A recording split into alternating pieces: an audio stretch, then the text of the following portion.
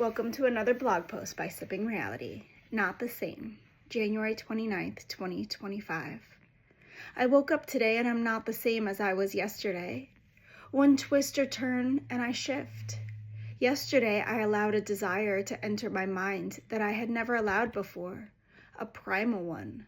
Did I always desire it and hide it away in the crawl spaces of my mind? Or was it a new desire entering my mind as I grow into this person that is me? I desire to know and understand, although I may never. So many mysteries of the human mind. Why do we desire what we do? Why are our morals different from one person to the next? It's almost as if humanity in and of itself is like a perfect ecosystem. A person to fill every role, and yet just as our ecosystem has been corrupted with manipulation and time, so has humanity been. I have no answers, but I have thoughts. They are mine and mine alone.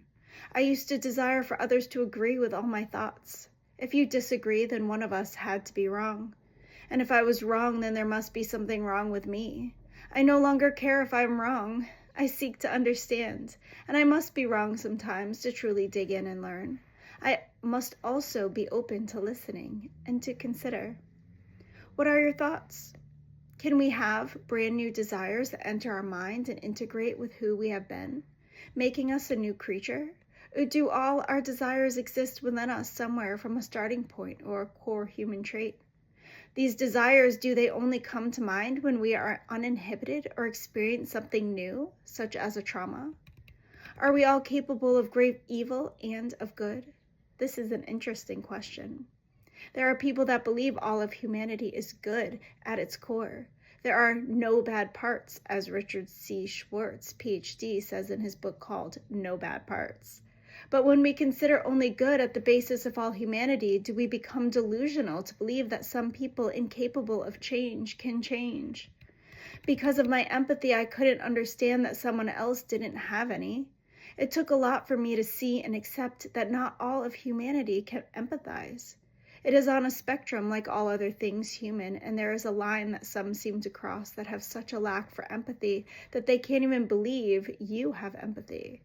They have so little understanding of it that they don't believe it exists, just as I didn't believe a lack of empathy exists.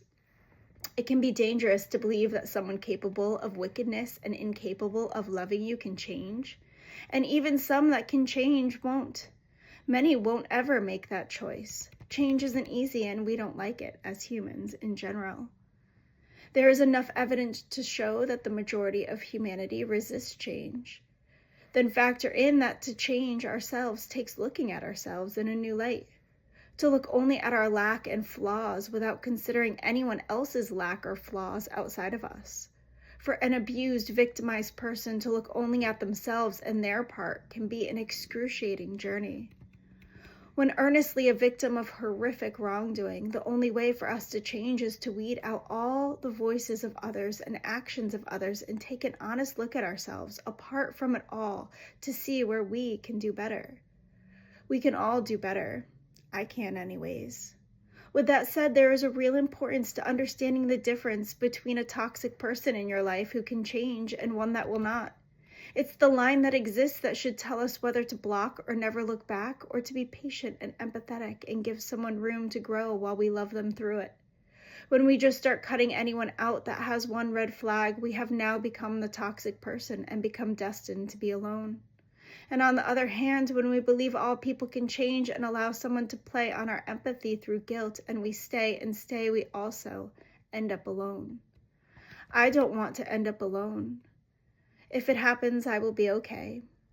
But I want to keep giving chances to those in my life that I value and who value me in theirs. I woke up today and I'm not the same as yesterday. I look forward to seeing who I will be tomorrow. Until next time, Jill.